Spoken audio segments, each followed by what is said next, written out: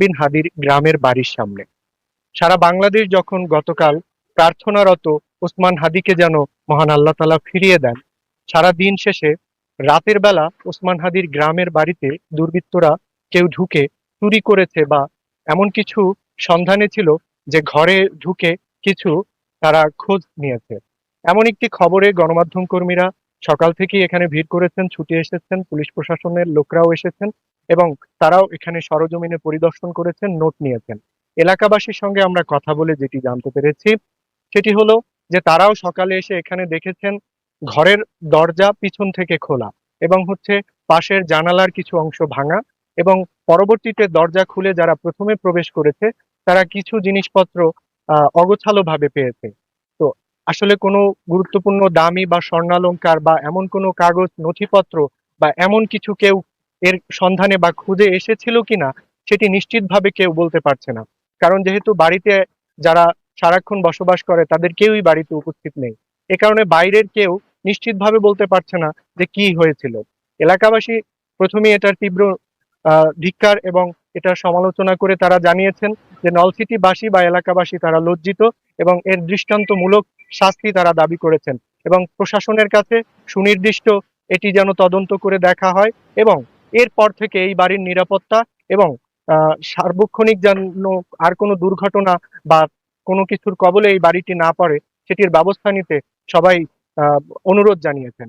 আমার পাশে যারা এলাকাবাসী আছে তার মধ্যে এখানে রয়েছেন নলসিটির একজন স্থায়ী ব্যবসায়ী এবং সামাজিক সংগঠক জনাব শাহাদাত হোসেন। আমরা তার সঙ্গেও একটু কথা বলবো যে শাহাদাত ভাই, আপনি প্রথমে কি দেখলেন এখানে এসে এবং কি জানতে পেরে এসে প্রথমে এখানে কি পেলেন? আমি এখানে যেহেতু ব্যবসা করি, সকালে এসে যখন ব্যবসায় প্রতিষ্ঠান আমি খুলেছি তখন শুনতে পেরেছি যে আমাদের সকলের প্রাণপ্রিয় যে এলাকার ছেলে ওসমান হাদির বাসায় দুর্বৃত্তরা চুরি সংগঠিত করেছে। তো তারপর আমরা প্রথমে একবার এসেছিলাম, তখন গেট বন্ধ ছিল, ওনার বোন যেহেতু মেডিকেলের ওখানে আরেকটা বাসা আছে সেখানে ছিল। পরে সকালে আরেকবার এসে দেখেছি যে পিছনের যে জানালা সেটা ভাঙা এবং সামনের দরজা দেয়া, ওই জানালা দিয়ে চোর ভিতরে ঢুকে গেছে। এজন্য আমরা আসলে নলছিটিবাসী লজ্জিত যে এরকম একটা ভালো ছেলের পাশে আমরা দাঁড়াতে পারিনি এবং ছেলেটা মৃত্যুর সজ্জায়, অথচ আমরা এরকম একটা কাজ দুর্বৃত্তরা ঘটিয়েছে। দর্শকবৃন্দ, জানাচ্ছিলেন নলছিটির শাহাদাত হোসেন। এছাড়া যদি আমি একটু ফ্ল্যাশব্যাক বলি, সেটি শরীফ ওসমান বিন হাদি ঝালকাঠির নলছিটি উপজেলার সন্তান হলেও দীর্ঘ 12 বছর তিনি ঝালকাঠি।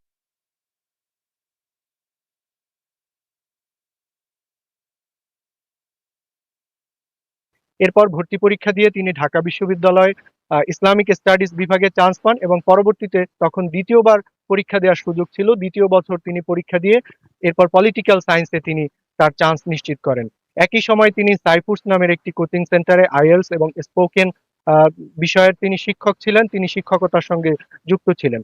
ওসমান হাদির বন্ধুদের সঙ্গে আমরা কথা বলে যেটা জেনেছি, শৈশব থেকেই ওসমান হাদি আহ পাঠ্য বইয়ের বাইরে বিভিন্ন বই, পুস্তক, পত্রিকা, ম্যাগাজিন এগুলো পড়তো এবং একই সঙ্গে তিনি লেখালেখির সঙ্গে যুক্ত ছিলেন। সবচেয়ে তার প্রতিভার ঝলক তিনি দেখিয়েছেন শৈশব থেকেই, সেটি হলো কবিতা আবৃত্তি এবং বক্তৃতা। এটিতে ইসলামিক ফাউন্ডেশন এবং শিশু একাডেমির বিভিন্ন প্রতিযোগিতায় তিনি থানা পর্যায়ে, জেলা পর্যায়ে, বিভাগীয় পর্যায়ে এবং জাতীয় পর্যায়ে বারবার তিনি স্বর্ণপদক পেয়েছেন। এর ছাড়াও তিনি তার স্কিল, যত রকমের এক্সট্রা কারিকুলাম অ্যাক্টিভিটিস সবকিছুতেই তিনি সমান তালে পারদর্শী ছিলেন। তিনি কৌতুক অভিনেতা হিসেবেও দারুণ ছিলেন। একই সঙ্গে স্লোগান এবং বিপ্লবের, মাঠের রাজনীতির, একই সঙ্গে যে কোনো আন্দোলনে তিনি রাজপথে থাকার সবসময় সক্রিয় ভূমিকা রাখতেন। এছাড়া আমরা জানতে পেরেছি তার বন্ধুদের সঙ্গে কথা বলে,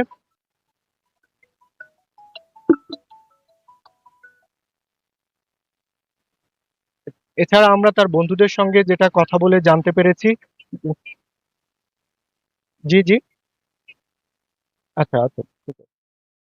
দর্শক, আমরা যদি একটু ফুটেজ দেখাতে চাই, সেটা হলো যে বাড়ির কি অবস্থা। বাড়ি যদিও এখন সামনে থেকে তালা মারা, তারপর আমরা উপর থেকে একটু দেখানোর চেষ্টা করব।